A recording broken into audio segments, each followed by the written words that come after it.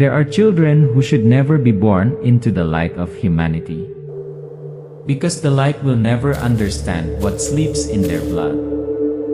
The image opens, a remote village, shrouded in dense forest and fog. In the darkness, a buffalo dies without cause, its eyes wide. The villagers gather, fearful, whispering about an ancient curse. In a hidden corner, Empoy, a boy of about 0 years old, is curled up in a leaf hut, sweating profusely. His eyes are closed, his hands are shaking, his whole body jerking slightly with each small electric current emitted from his palms. Then boom! A bolt of lightning explodes outside. That boy has begun to change. No one knows why. No one dares to ask why. But the nightmares have begun to spread beyond his sleep. Black shadows crawl across the roof, creeping through the cracks in the door. Screams echo through the night. A statue of the Virgin Mary breaks for no reason. Villagers start to disappear. First the livestock, then the people. Empoy wakes up, gasping for air. His eyes start to glow faintly, as if there is an electric spark in his pupils. Empoy's father, Beloy, picks him up, whispering in his ear in despair. "You are not a demon. You are a human. Do you hear me?" But Empoy only replies with one sentence. "I see an eye looking at me from within the blood." Batang inay tangan ng mutya ng kidlat. The boy who carried the lightning gem in his blood. A story you will never forget if you survive to the end. In a village forgotten Yilan maps where time seemed to stand still in the mountains and forests, there was a child born on a night of thunder and lightning. No one knew, no one dared to ask, because that night, all the dogs in the village howled at the same time. A deserted red dirt road, the morning mist spread like a gray silk curtain. A child ran through the bamboo forest so fast that the dust had disappeared before it could fall. His name was Empoy. Empoy, naughty, intelligent child, but there was something strange. Every time he closed his eyes to sleep, something inside him would awaken. Inside the bamboo hut, Empoy lay curled up on the bed, sweating, his body convulsing with the recoil of the lightning outside. A bolt of lightning struck just as his eyes opened, his pupils dilated, as if containing the stormy island. Beloy, a single father, worked the fields while caring for his child. Neighbors began to whisper, "That Beloy's son, something's wrong." The other day I saw him running across, flying over the 2-meter-high fence. All Noah chickens died out of nowhere. Last night I saw a shadow of a person crawling on the roof. A series of mysterious phenomena continued to occur. Every full moon night, livestock in the village died for no reason, their blood was drained. Dark shadow hovered over the roof, screams echoed from the old cemetery. A shaman was invited to perform the ceremony but disappeared after the first ceremony. Beloy began to follow his son. He saw Empoy reading a book without turning the page, avoiding a coconut falling from height of 0 meters, and hearing whispers from hundreds of meters away. Beloy whispered to himself, "Could it be that thing has awakened in him?" The climax of the tension. One hot summer afternoon, in the schoolyard, an older student pushed Empoy down in the middle of the yard. The boy did not react until blood flowed from his knee. Suddenly Empoy roared, his eyes were bloodshot. A small electric current shot out from his hand, knocking his friend out 5 meters. The teacher panicked. The students ran away. Empoy stood in the middle of the yard, his hands shaking, his eyes filled with tears, not understanding what had just happened. That day the village knew for sure, Empoy was not an ordinary child. But no one, including Empoy, understood what kind of blood was flowing inside him. When people fear what they do not understand, they kill it before they know it. They have destroyed their last hope. Journey into the deep forest. Beloy leads Empoy out of the village, through the forest for 3 days and 3 nights to a cottage hidden deep in the mountains. Tia Anita, a blind old woman living alone, has been guarding a secret for nearly a century. When Empoy enters, she turns her head as if she has been waiting for him, whispering, "Mucha ng Kidlat has finally found his way back." Prophecy and the sealed truth. Tia Anita reveals, ancient legend has it that every century, a child born on a stormy night will carry that Mucha ng Kidlat, an invisible lightning gem that sleeps in the blood. Empoy is not just the chosen one. He is also the descendant of an Aswang who abandoned the darkness and fell in love with a human, Empoy's great-grandfather. Beloy is horrified. The child is the child of a demon.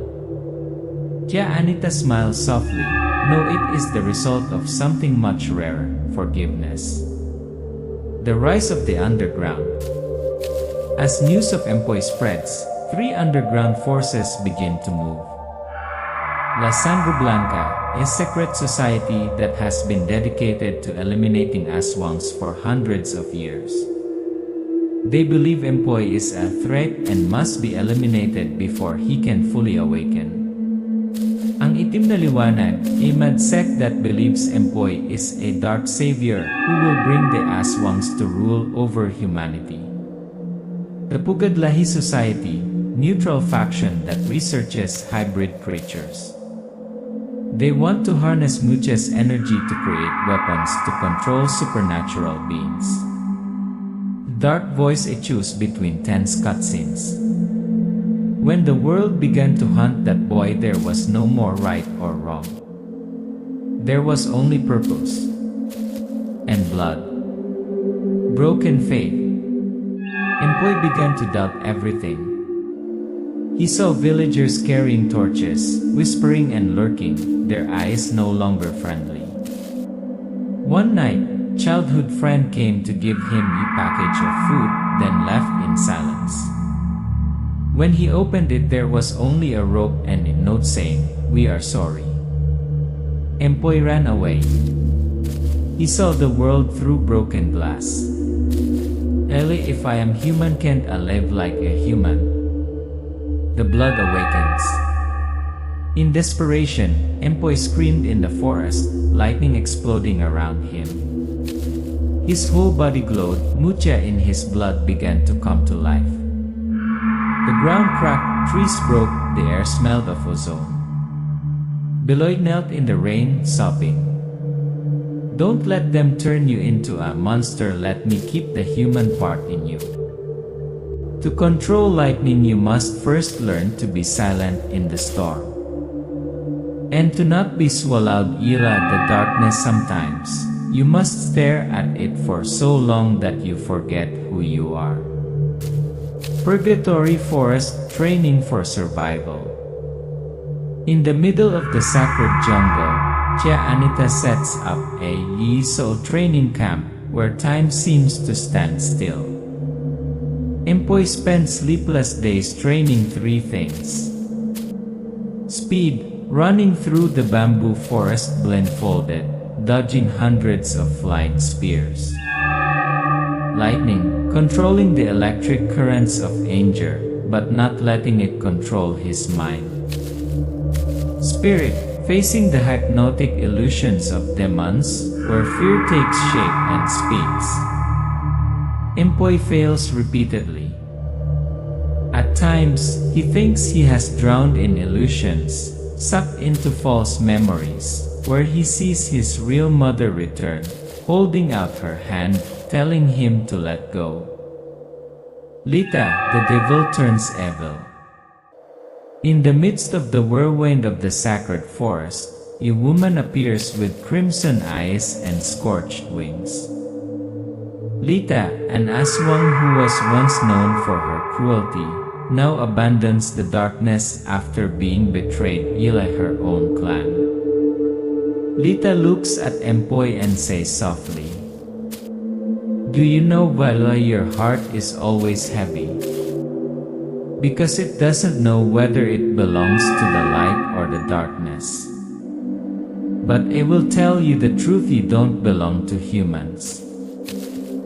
She tells about the pain of living between two worlds, advising Empoy not to waste his energy on harmony, choose the strongest side and survive. Empoy is silent, but his eyes gradually waver. Conflict. Who is allowed to decide Empoy's future? Beloy wants Empoy to live like a normal person, away from war, power and blood. Noel, his adoptive father who used to be a special forces soldier, believes that Empoy needs to confront, not run away, otherwise he will be killed sooner. Noel, it's a weapon. If it can't be used, then someone else will control it. Beloy, it's my child. I don't need a weapon, I need a child who can dream. Empoy heard, his heart breaking. In the midst of his gradually improving training, one night Empoy was drugged. The one who did it was Master BARYO, the man who taught him how to control his breathing. The man he used to call Grandpa. BARYO whispered in his ear as he tied his hands, "I'm sorry, son.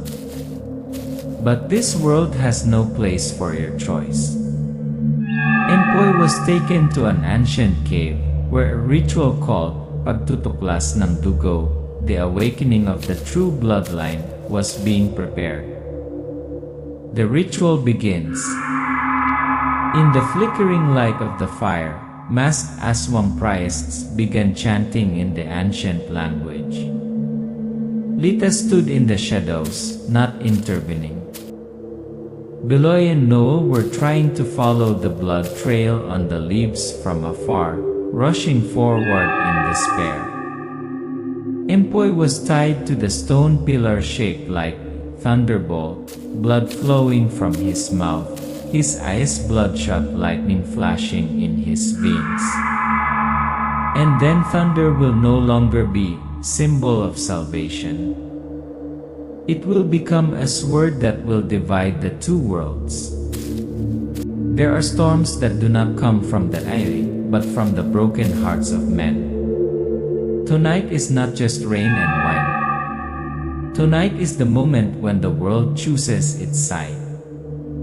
The army of darkness arrives. Against the pitch-black air, dozens of figures glide across the rooftops, their hair flying back, their eyes glowing red. Manglito, an ancient Aswang, rides on a strange spirit beast and leads the army. Hand over the boy or this entire village will become blood sacrifice. The sound of war drums echoes from the forest. Trees fall. The air is filled with the stench of metal.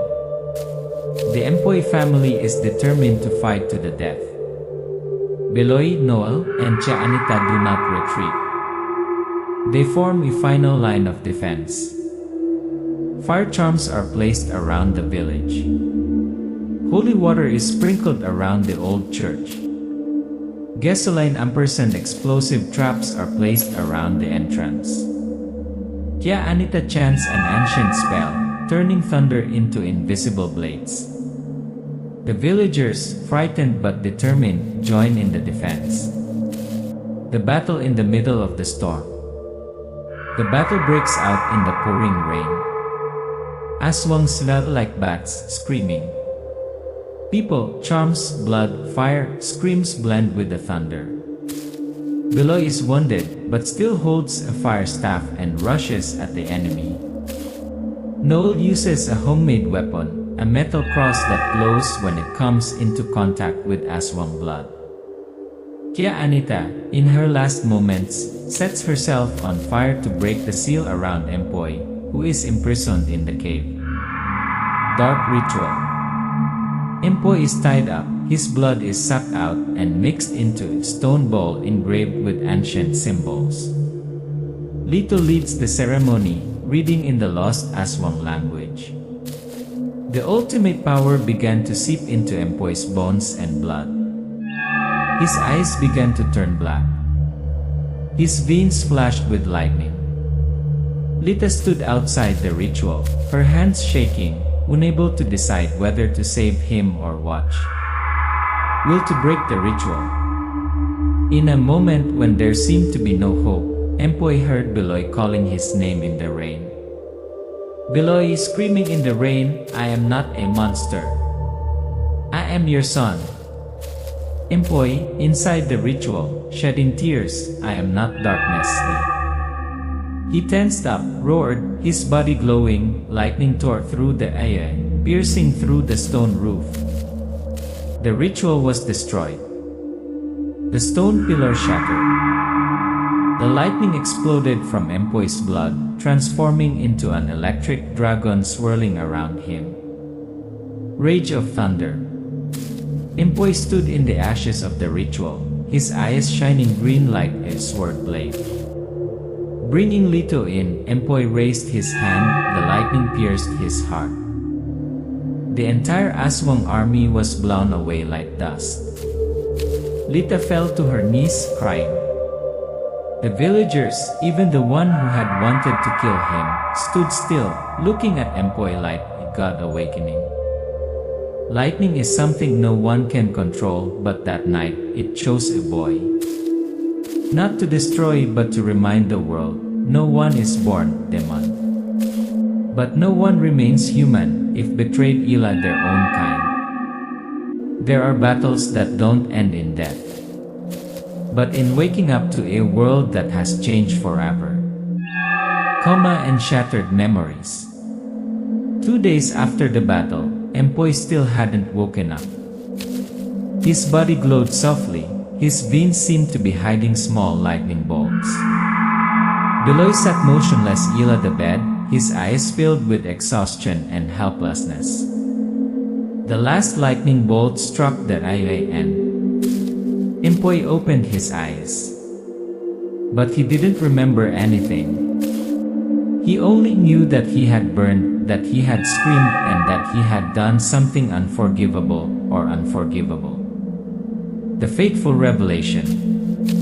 Kya Anita, though growing weaker ila the day, still called Empoy. She handed him a piece of ancient animal skin, on which were inscribed symbols that had been passed down for centuries. Kya Anita, you are no longer a child. You are tagapagbantay, the gatekeeper. Between humanity and things they should never know. Empoy was stunned. He asked, "What should I do if I am also a part of those things?" Beloy replied, "Then be the best part of them, my child."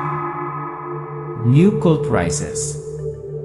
While Empoy was still recovering, a mysterious group of men in black robes gathered in an abandoned underground bunker, lighting red candles and chanting ancient mantras.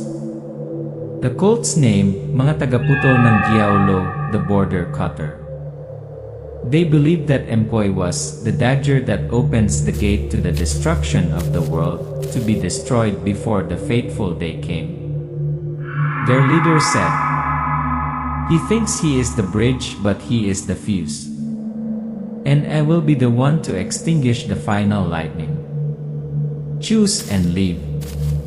Knowing he will never have normal life, Empoy stands at a crossroads. Run away forever, or step into the darkness, not to be swallowed, but to be the keeper of the last light. Empoy says goodbye to Beloy and Noel on a foggy morning. He walks through the village, where he was once called a monster, but now everyone is silent, heads bowed, as if understanding that he saved them. Thunder rumbles again. A year later, in a big city, below an abandoned strip club, a group of young men with the symbol of lightning on their collars gather. The door opens. Empoy enters. On his chest, the mutya ng kidlat hangs, now glowing continuously. Empoy says, "Starting today, no child will be hunted for their blood." The camera zooms out. On the wall, a symbol of lightning cutting through two worlds, the human and the supernatural. The boy with the thunder chose the path of solitude.